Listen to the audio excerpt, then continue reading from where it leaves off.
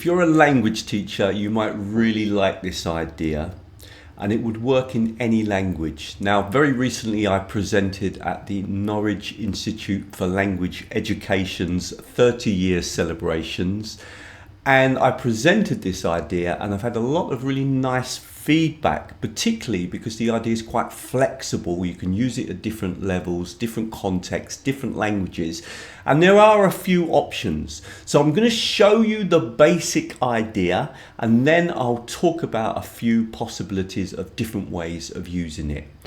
Really hope you like the video, and as always, if you do, please like it. Please share it, please comment on it, and of course join me on my YouTube channel. And of course, don't forget, if you click on the like button, you can also hype the video. I really don't know if it does any good or not, but it would be also great help. Let's get started. So let me just explain the basic idea, and then I'll show you how to expand it. Now, I often get ChatGPT to write me, or Google Gemini to write me a text on a particular topic at a particular level in Polish. And then what I ask ChatGPT to do is to rewrite the text, but increasing the level of 5 or 6 or 10, whatever you want. I normally do between about 5 and 7 words to make the text more difficult. And I'm trying to kind of increase my level. Now, ChatGPT will do a really good job of this, and you can now turn this into an exercise. And I just want to go through the stages of the exercise if you want to try it with your students. So basically, you would give them a text, and you would ask them to read that text, make sure, of course, that they understand it. So you might want to do some comprehension work. And then you give them 5 more difficult words and ask them to look through the text and identify where they could swap the words. So the word students could be swapped for graduates. The word finish could be swapped for complete. The word big could be swapped for imposing. So this way they're reading the text, they're looking at the vocabulary, they're identifying new words that they could possibly use to replace words in the current text, and then you're going to get the students to rewrite the text at a slightly higher level. And this way you're kind of pushing their vocabulary.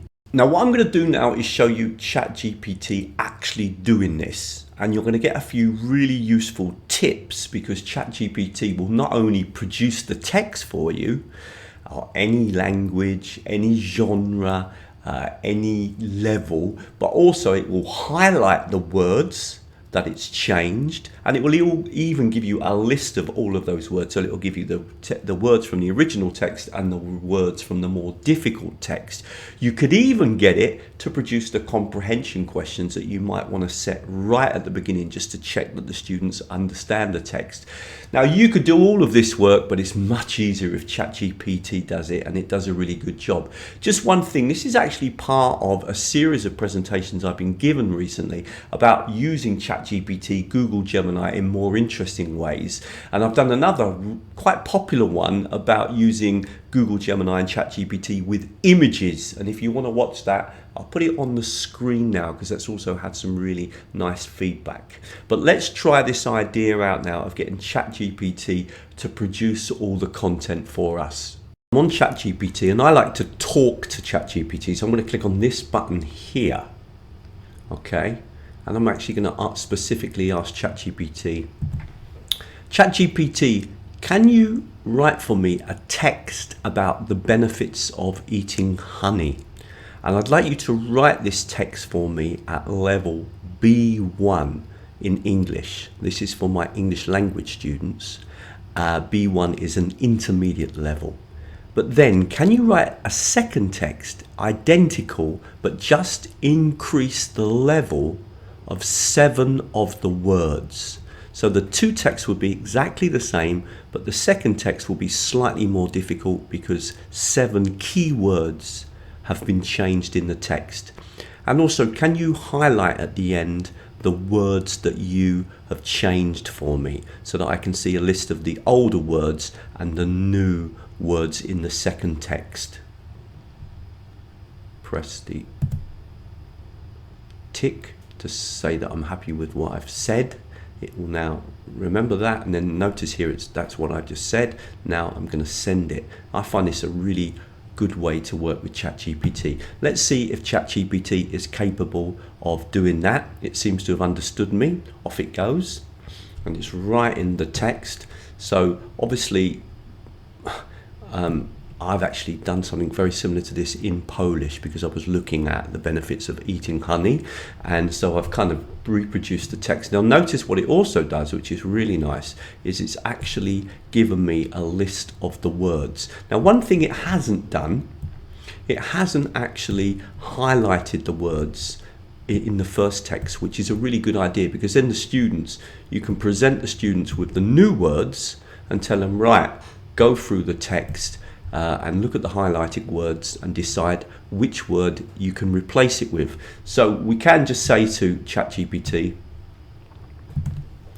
that's absolutely fantastic, ChatGPT, but do you do me two things? Can you highlight the words in the first text that are going to be changed and the words in the second text that were changed, so that I can clearly see where they are in the text? And can you also produce for me 5 comprehension questions from text 1 that I can use just to check the student's understanding? Again, click on the tick, then send, and hopefully it will do that for you. Okay, there we are. So it's now highlighted the words for me.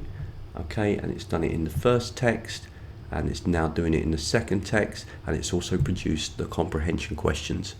Now I'm sure that everything here is not going to be perfect, and you may need to change it and adapt it, etc. But it's, you know, that would take me a long time to do. I'm going to quickly go through a lesson plan and basically talk about a few options in the different ways that you could use this basic idea.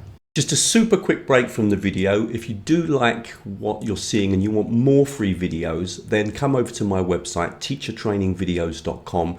I specialize in making videos to show teachers and students how to use technology in their language teaching and their language learning. And there's loads of content on the website.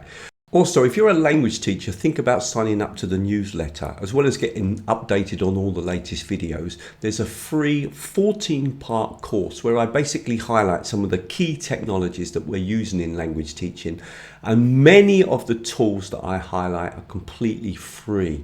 Also, if you were interested in having more training with me, then join me on Patreon. You get free videos every month with no advertising, and you get the chance to meet me online as well for an hour's training. We do an hour's training every month with the Patreon group, where we actually work with the technology so you really learn to use them well.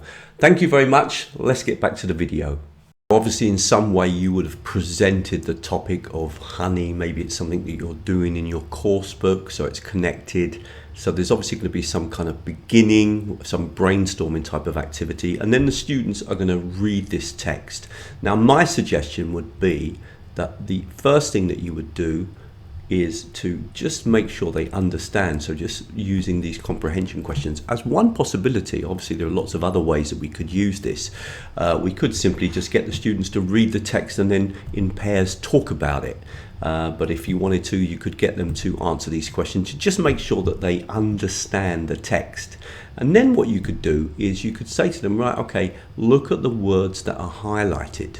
And you could even ask them, first of all, can you think of alternative words?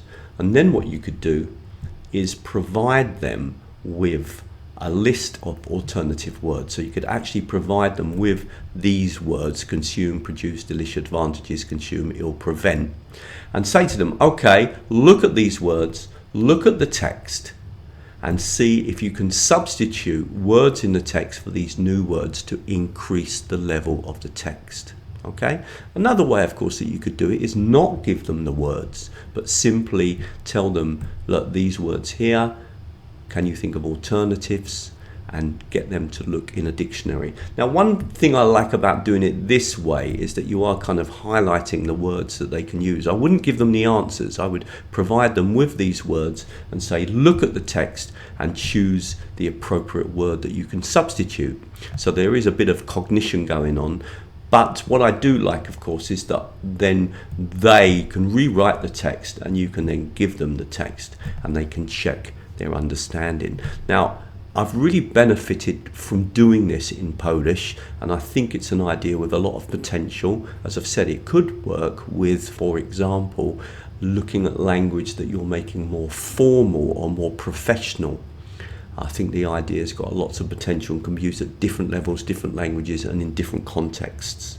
So if you were interested in studying a bit more with me, then obviously the first thing you could do is sign up to the newsletter. And don't forget, if you sign up to the newsletter, you'll get that free mini 14-part course which highlights some of the key technologies that teachers and students are using to learn and study languages. The second thing you can do, particularly if you're a teacher, is to join me on Patreon. Now, if you join me on Patreon, you will get 3 videos a month, and these videos are exclusive to Patreon. I often cover technologies that I don't even cover on YouTube.